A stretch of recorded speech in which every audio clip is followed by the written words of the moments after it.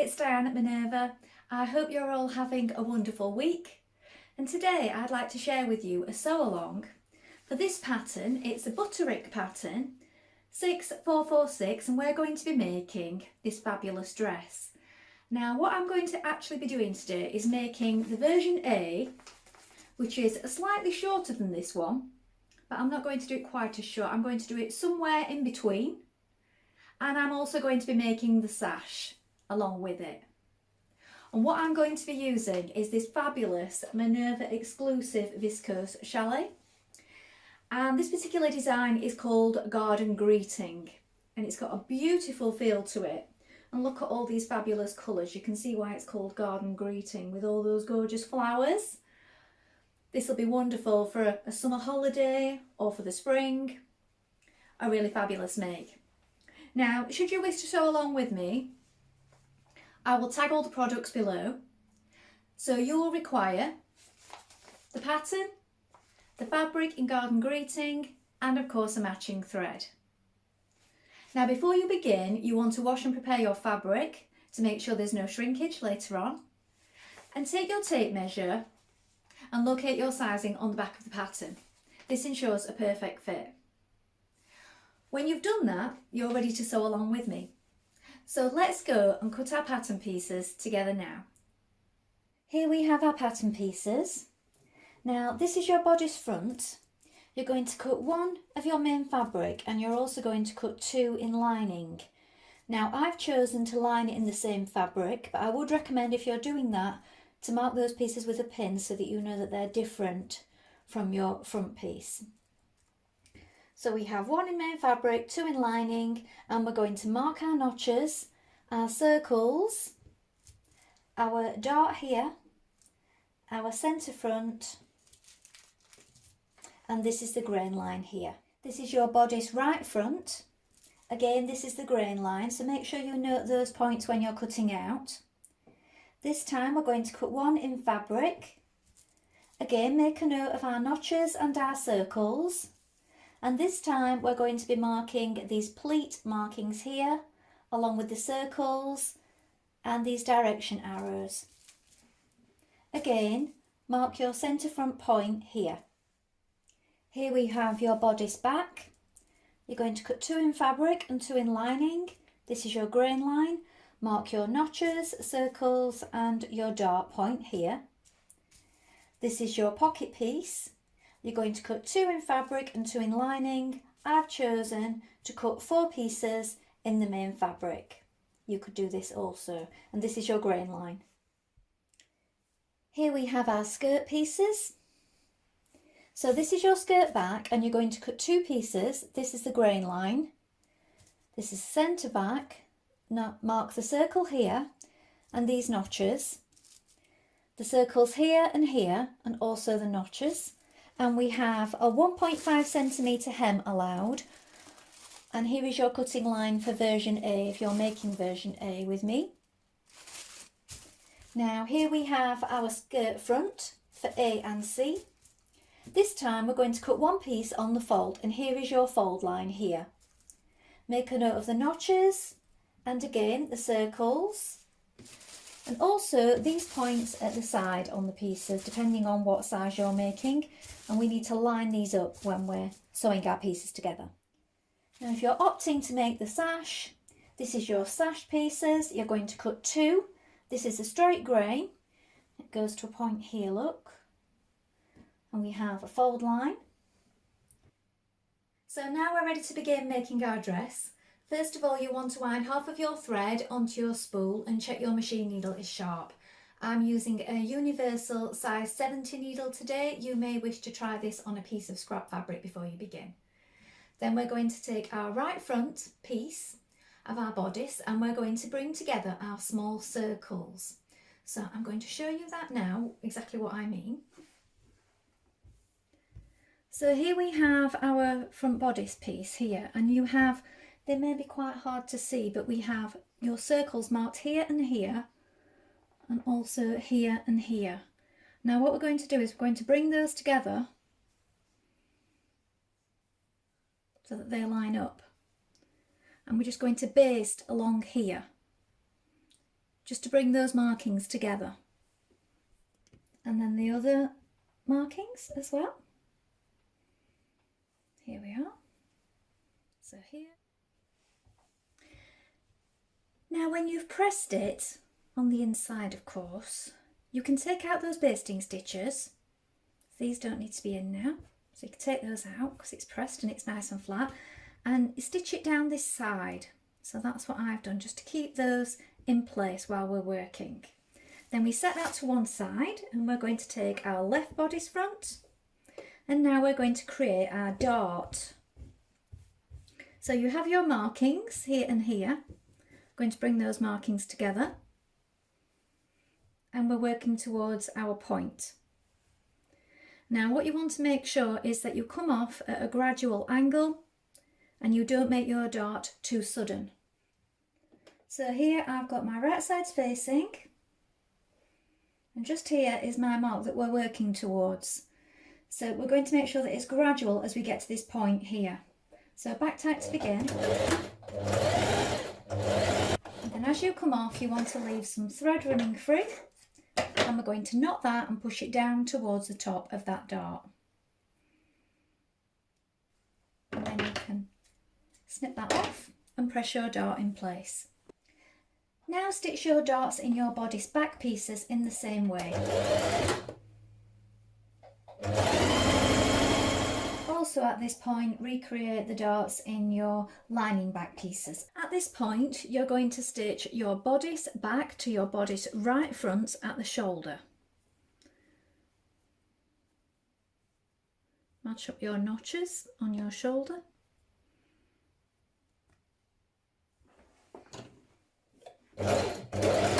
And we have a 1.5 centimetre seam allowance. Now you're going to stitch the dart in the bodice front lining and press it towards the centre.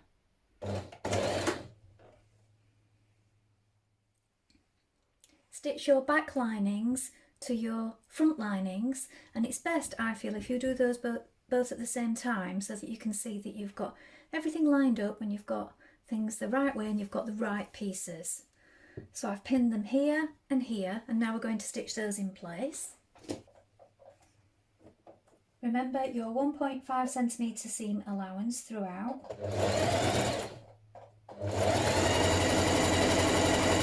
Now pin your lining to your bodice front and back around the neckline like this. So I've pinned it all the way around, as you can see, like this, matching my shoulder seams round to the back here. So if you're using the same fabric as I did, instead of using a lining, do make sure that you've marked which one's which. It doesn't matter so much on this front piece here because we have the pleats in, but on the other side it will look more similar. We're going to stitch around that neck now.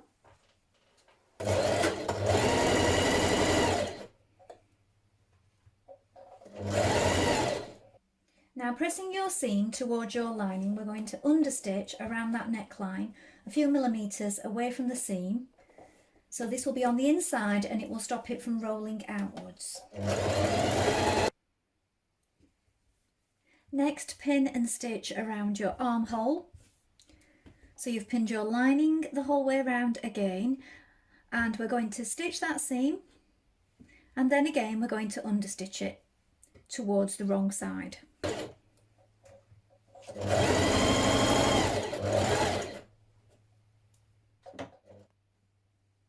Lap your right bodice over your left bodice, and you need to make sure at this point that you line up this central point here.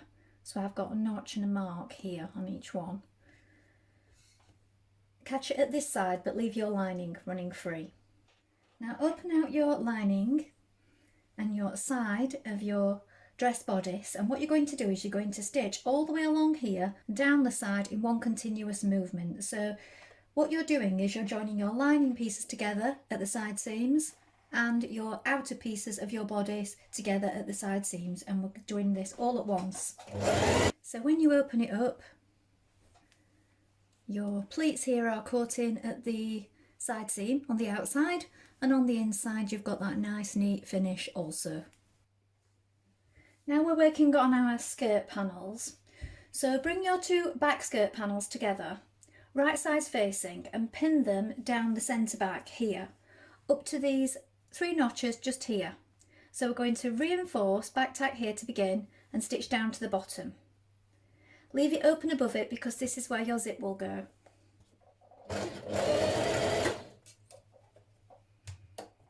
Now we're going to add a pocket piece either side like this, so right sides facing to your skirt, pin it in down the side, and we're going to stitch from here down to here with the seam allowance. We're going to do this on both sides. Then we're also going to add a pocket piece to our front panels, but if you're using lining, you're going to use lining on your front pieces.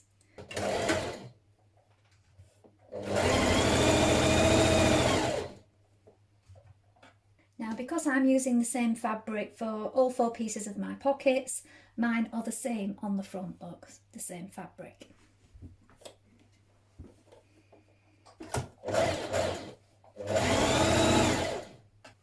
Now on my front pieces I'm going to understitch, so I'm going to push that seam towards a pocket and I'm going to understitch these pieces. So as I said before, if you're using lining pieces, instead of doing them all the same fabric like I've done, you will have lining pieces for your pockets on the front skirt panel, and these are the ones that you want to understitch.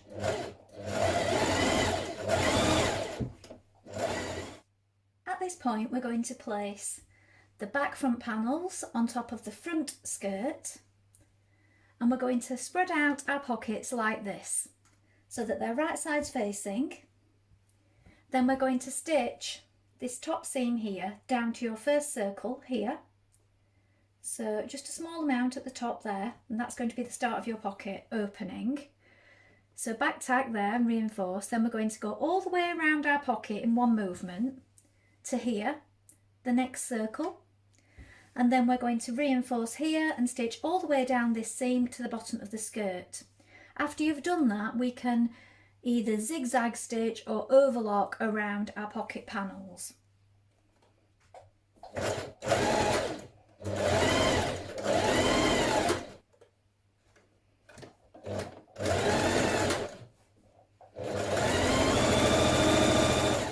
Now you're going to pin your skirt to your bodice, so make sure that you've got right sides facing, and we're going to line up our notches, our side seams and our centre back point. So pin it all the way around like this. My edges are raw at the moment, but what I'm going to do is I'm going to overlock it once I've stitched this in place. You can also achieve the same effect with a zigzag stitch if you wish.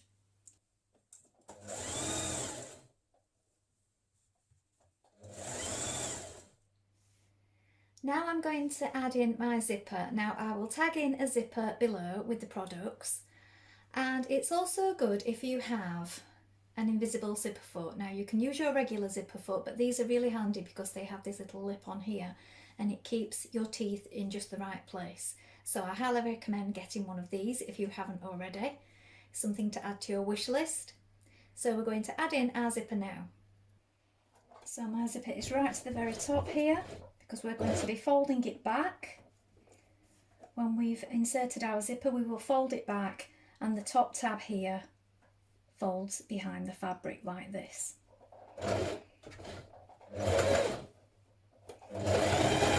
So that just keeps everything in line there, look. So it's in this channel here.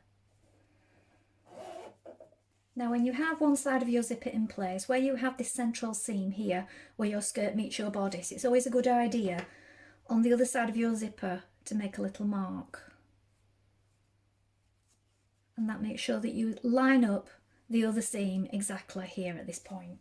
Once your zip is in place, fold back each side of the tab at the top and hand stitch down each side of your zip, and on the outside it will look like this. At this point I'm going to add one of our Minerva maker labels, and it says hashtag Minerva maker on the back. I'm going to add mine into the side seam. Now we're going to do a hem on the bottom of our dress, so try on and determine your hem length. Now what I'm going to do is I'm going to overlock mine and do a very small hem. about this much. Now what you could do is you could do a double fold, a very small double fold like this, or overlock it or zigzag stitch and then hem as normal as I'm doing. Hem your dress.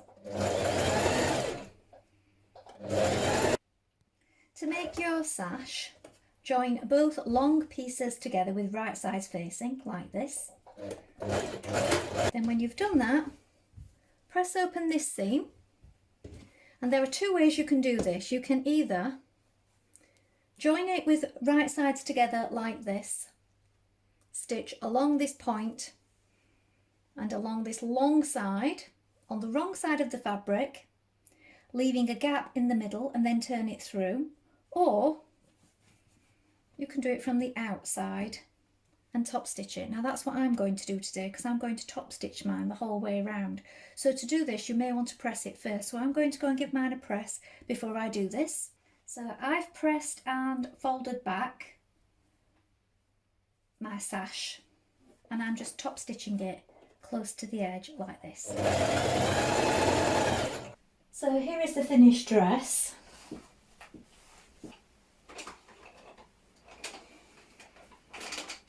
And it can be worn without the sash if you wish.